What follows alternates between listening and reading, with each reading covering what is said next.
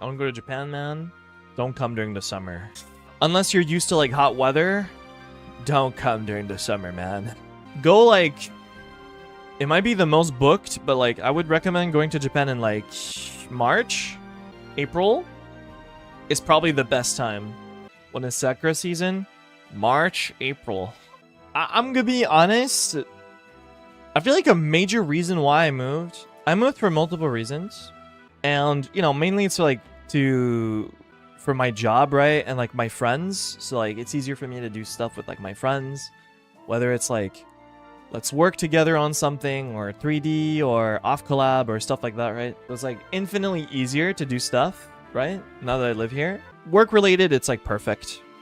No. I remember when we were told that we could like start getting visas and stuff. It was I talked about this before. I don't know if it was like on the member stream or not, but like people gotta keep in mind it's complicated, man. It's not a simple thing that people can just give to you. It's really not. It's not a, oh, you know what? We just kind of feel like it now. Here you go. You have a visa. That's not how it works. That I wish life was like a fucking video game menu, but it's not, man. The things don't work that way. It's so complicated. You gotta get, you know, there's multiple visa types, right? I don't know if people know that. Me, I know. I've gotten a visa multiple times before.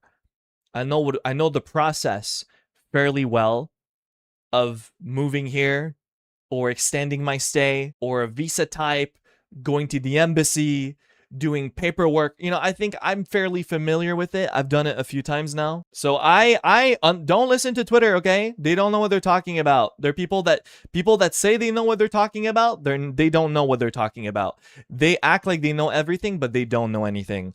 I'm someone that went through the process and I know what it's like. So there's multiple visa types, right? And the way it works is, well, let's say you're a company and you don't know like what kind of visa to give to your talent. Well, you got to find what kind of visa you want to give them. And then there's like bunch of like things that you like, there's multiple visa types and you got to find the one that fits your job the best. But then there's like legal stuff that goes into it that like VTubing back in the day was not considered a job. It at some point started being considered a job here. Before it was not. So there was like no real legal category for this job. So therefore, if you don't have a precise like way to describe this job, it's going to be very hard to have a visa type because you don't even know where your job is. But at some point, it was considered a job. It still is, but you know, it was definitive, like point blank, here you go. VTubing is this type of visa. Boom, right? It was considered a real job, legit. When that was confirmed, then the company was like, yo, since it's a real job by the Japanese government, here you go, guys. We can start filing visas now.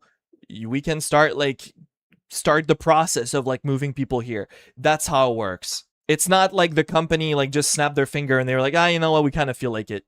That's not how life works. That's ridiculous. Oh, I forgot the part where they were twirling their evil mustache while saying that. I'm sorry, bro. I hate when people don't know what they're talking about. And they sound so confident in talking about things that they don't know what they're talking about. Again, I'm just talking about Twitter in general. Just so you know, I'm talking about Twitter. Life is not a Disney movie, man. Visas can be fickle. They can. It's a complicated subject. It's not easy. It's a lot of paperwork. It's a lot of preparation. What if I told you guys I started doing my visa, like, paperwork, I think, like, 4 months before I officially moved here. I think, like, gosh, back in, like, March, or I think May, or April, I can't remember. It was, like, early 2025. I started doing my paperwork to move here. It's not an easy process. Here comes the evil music. When I talk about my company, we're gonna help you guys to move across the world. And we're gonna give you support to move you. Sometimes visas get rejected. Yeah, they do. That's why, like, it needs to be, like, perfected, right?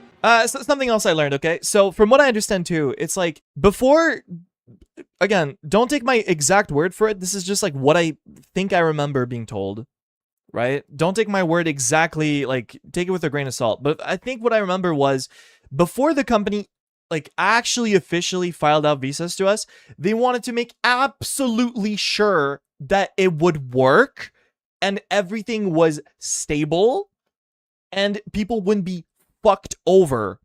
Like imagine like moving out of your house or your apartment and then you move to Japan and it's like, well, actually, you know what? You're denied. That would have been the absolute fucking worst thing to ever happen. So it's important to remember that there's a lot of like attention and care and legal things that go into these things. It's not just here you go, free get out of jail card, come to Japan. That's not how it works. And then even when you move to Japan, then you know the getting an apartment is tough. It's tough, man. It took me like 2 months, I think, to find an apartment. So I was at and this is not the company's fault, by the way, whatsoever. It's just it's just as a foreigner, it's harder to find an apartment that will accept you.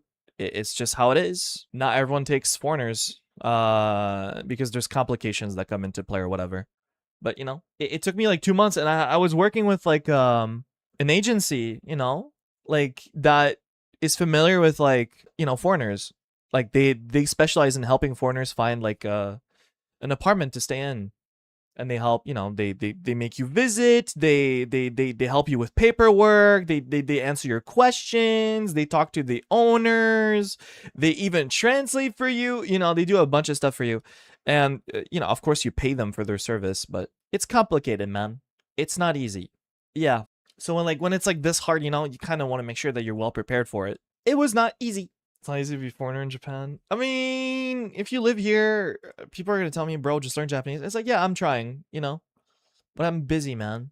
I think I learn every day. I'm at the point where like I read hiragana like on posters or on the subway or in the train, and I recognize most of it. I'm like, oh, that says that, and I'm like, oh yes, I was right. You know, it does say that. Damn, I'm slowly getting there. It is harder if you're me. I understand, right? Some people that moved here speak a lot more Japanese than I do. It's tough sometimes, but you can do it. You can do it. It's definitely tougher, but you can do it. I think the most stress I ever was I mean actually going to the hospital was probably the most stressed like not knowing Japanese moment ever, probably. But you know, I was fine. It was stressful, but I'm fine.